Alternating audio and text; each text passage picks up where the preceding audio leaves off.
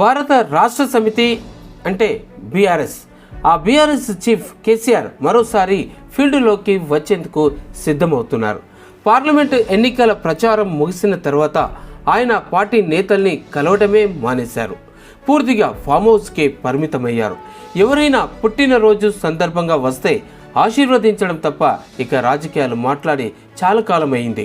అయితే హఠాత్తుగా ఆయన ఉమ్మడి వరంగల్ జిల్లా నేతలకు మాత్రం చాలానే సమయం ఇచ్చారు. రాజకీయ అంశాలన్నీ పూర్తిగా మాట్లాడారు.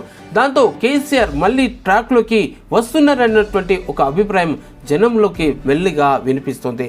ఇక భూపాలపల్లి జిల్లాలో చూస్తే ఇటీవల ఓ యువకుడు ఒంటిపై కిరోసిన్ పోసుకొని నిప్పంటించుకున్నాడు.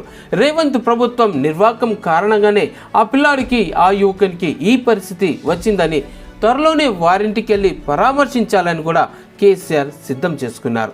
అయితే ఈ విషయాన్ని వరంగల్ జిల్లా పార్టీ నేతలకు అందరికీ చెవిన వేశారు.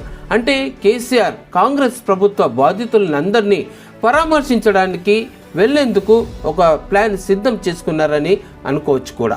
అయితే ఇటీవల కాలంలో పలు చోట్ల కాంగ్రెస్ పార్టీ బాధితులు ఉన్నారని, కూల్చివేతల సమయంలో ఇతర సమస్యల్లో ప్రశ్నించిన వారినందరినీ కాంగ్రెస్ ప్రభుత్వం ఇబ్బంది పెట్టారని తెలుసుకున్న కేసీఆర్ ఇక వారందరినీ దగ్గరికి తీసుకొని పరామర్శించే అవకాశం ఉన్నట్టుగా ఇప్పుడు తెలుస్తుంది.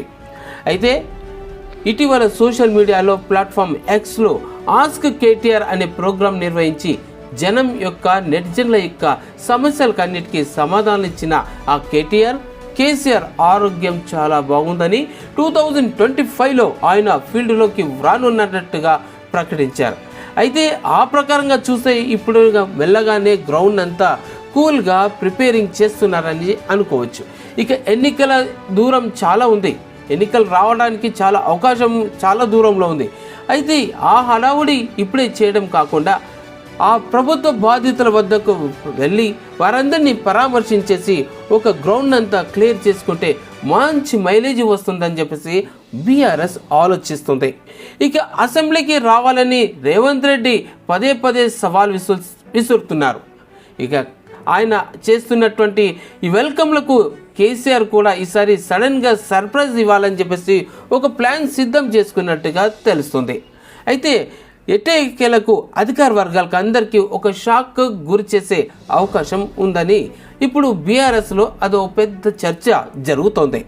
ఇక ప్రధాన ప్రతిపక్ష నేత, 10 ఏళ్లు సీఎంగా చేసిన నేత అసెంబ్లీకి వస్తే సీఎం రేవంత్ రెడ్డి దూకుడుకు అడ్డుకట్ట వేసేందుకు సరైన వ్యూహమని అందరూ నమ్ముతున్నారు.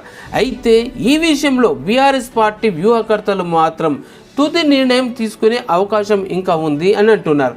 మొత్తం మీద చూస్తే రేవంత్ రెడ్డి దూకుడిని కట్టడి చేసేందుకు, తగ్గించేందుకు, ఎదురుదాడి చేయడానికి కేసీఆర్ వీలైనంత త్వరగా ఫీల్డ్లోకి వచ్చేందుకు అవకాశాలు చాలా కనబడుతున్నాయి. సో ఇది మొదట కాంగ్రెస్ ప్రభుత్వ బాధితుల వద్దకు వచ్చేందుకు బీఆర్ఎస్ నేత మాజీ సీఎం కేసీఆర్ వేసుకున్నటువంటి ఒక ప్లాన్. ఇక బరిలోకి ఎట్టకేలకు దిగనున్నట్టుగా ఇప్పుడు అక్కడ ఇక్కడ మాటలు అనేటివి చక్కగానే వినబడుతున్నాయి. మొత్తం మీద చూస్తే కాంగ్రెస్ దూకుడికి కళ్ళెం వేయడానికి మార్గం క్లియర్ చేసుకున్నట్టుగా తెలుస్తుంది. ఇది వేచి చూద్దాం. ఇక రాబోయే రోజుల్లో కాంగ్రెస్ సర్కారుకు కేసీఆర్ ఏ రకంగా కళ్ళెం వేస్తున్నారనేది చూద్దాం.